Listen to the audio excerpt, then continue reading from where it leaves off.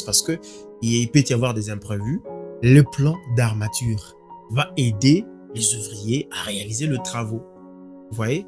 Et donc, l'ouvrier doit être en mesure de lire et de comprendre le plan d'armature ou le plan d'exécution élaboré par l'ingénieur.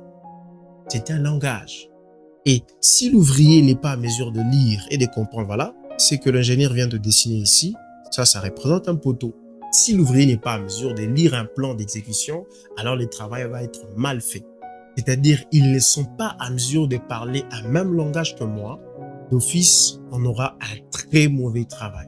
C'est pourquoi vous voyez, il y a les écroulements des édifices et tout ce qui va avec. Au-delà même de plan, le langage verbal, oral, que je peux dire, voilà, comme ce poteau est excentré sur cette semelle, il faut placer une longrine de redressement qui sera reliée avec un poteau centré. Donc, si cette petite phrase que je viens de dire, l'ouvrier n'est pas en mesure de comprendre c'est quoi un poteau qui est excentré sur la semelle, c'est quoi une longrine de redressement ou une poutre de redressement, alors le travail va être mal fait. Donc, nous revenons justement à cette histoire ici de Genèse 11 pour vous expliquer. Donc, ils étaient en train de travailler dans leur temps. Je ne sais pas s'ils avaient de plan, je ne sais pas. Mais ce qui est sûr, c'est que ils ne s'entendaient plus. Quelqu'un peut demander, voilà, j'ai besoin d'une règle métallique. Quelqu'un lui donne, par exemple, un marteau-piqueur. Vous voyez, ça détruit le travail.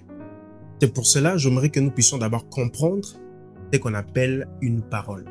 Parce que ici, souvenez-vous, je viens de dire que le langage de l'ingénieur peut être écrit. La parole de l'ingénieur peut être écrite. C'est-à-dire l'ingénieur peut élaborer le plan. Ça représente une phrase de l'ingénieur sur le plan. Parce que le plan parle. Ainsi, j'aimerais que nous puissions lire quelques définitions. Pierre Larousse dit ceci: la parole, c'est justement une faculté de s'exprimer par les langages articulés. C'est-à-dire, tel que je suis en train de parler, je suis en train d'articuler le mot. Je suis en train de présenter ma pensée sous forme orale. Deuxièmement, il dit mot prononcé, phrase exprimant une pensée, un sentiment. Vous m'entendez? Vous me comprenez?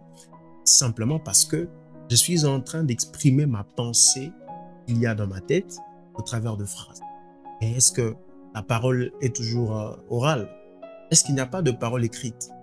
Est-ce qu'il n'y a pas de parole interne? Parce que certaines personnes peuvent parler au niveau intérieur.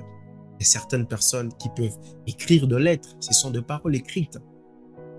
La précieuse lettre que nous avons ici, la parole de Dieu, c'est une parole, mais écrite, pour dire qu'il y a plusieurs formes de paroles.